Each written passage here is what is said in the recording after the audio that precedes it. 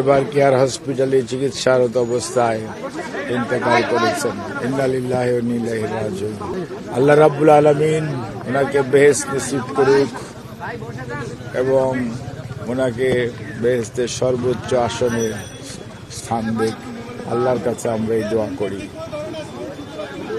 কিন্তু আজকে যার সম্পর্কে কথা বলছেন সত্যিকার অর্থে মোবাইল বন্ধ করেন। ওনার সাথে আমি প্রায়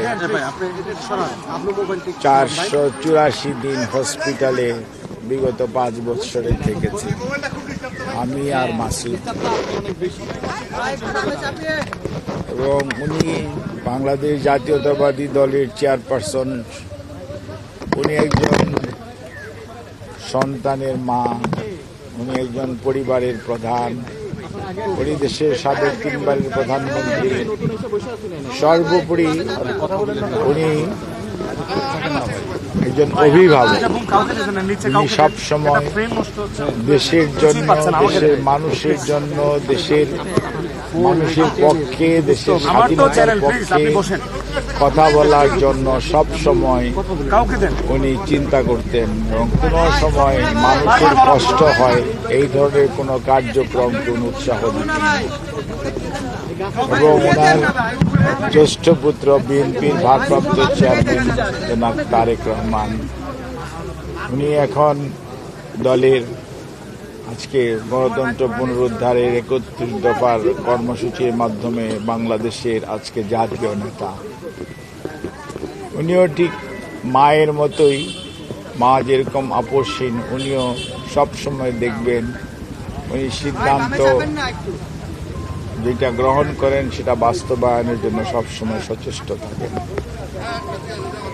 এবং দেশনেত্রী বেগম খালেদা জিয়া, ওনারকে আজকে আমরা হারিয়েছি, কিন্তু আজকে দেশ একটা অভিভাবক হারিয়েছে। এটা বিএনপি যে খালি তার চেয়ারপারসনকে হারিয়েছে তা না, তার প্রমাণ উনি যখন অসুস্থ হয়ে যখনই হসপিটালে ভর্তি হতেন, হয়তো স্বৈরাচারের সময় স্বৈরাচারী সরকার ওনার খোঁজ খবর নিতেন না, কিন্তু অন্য রাজনৈতিক দলের নেতৃবৃন্দ এবং বাংলাদেশ জাতীয়তাবাদী দলের সকল স্তরের নেতাকর্মীরা সব সময় ওনার স্বাস্থ্যের ব্যাপারে খুবই সতর্ক থাকতেন, খোঁজ খবর নিতেন, উদ্বেগ প্রকাশ উৎকণ্ঠার মধ্যে দিনাতে পারতেন। কিন্তু এইবার উনি ভর্তি হওয়ার পরে ওনার শরীরের অবস্থা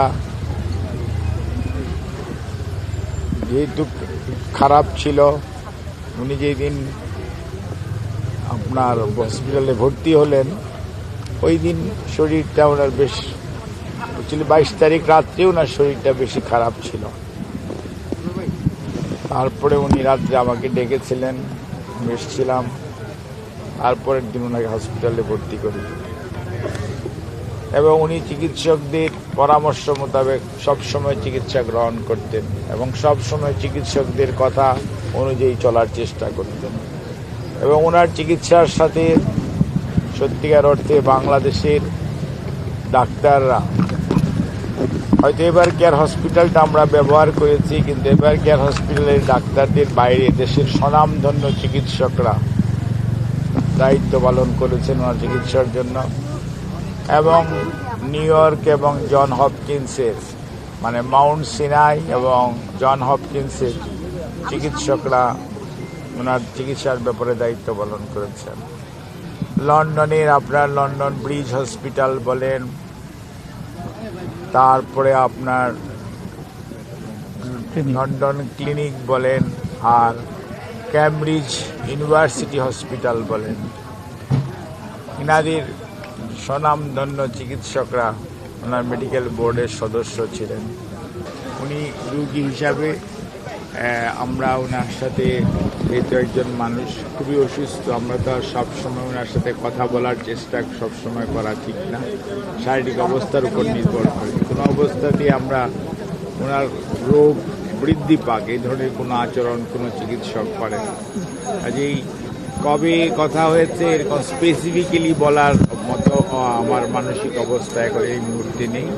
তবে আপনাদের জানার জন্য বলি, উনি সব সময় চিকিৎসকরা আমরা যখন ওনাকে দেখতে যেতাম বা দেখতাম বা আমন্ত্রণের পাশাপাশি থাকতাম, ওনার সাথেই থাকতাম, উনি সবসময় শি ওয়াজ রেসপন্ডিং, অর্থাৎ ওনাকে যদি জিজ্ঞেস করা হতো বা কথা বলা হতো অথবা ওনাকে বিভিন্ন প্রশ্ন করা হতো, প্রত্যেকটির উত্তর দেওয়ার চেষ্টা করতেন।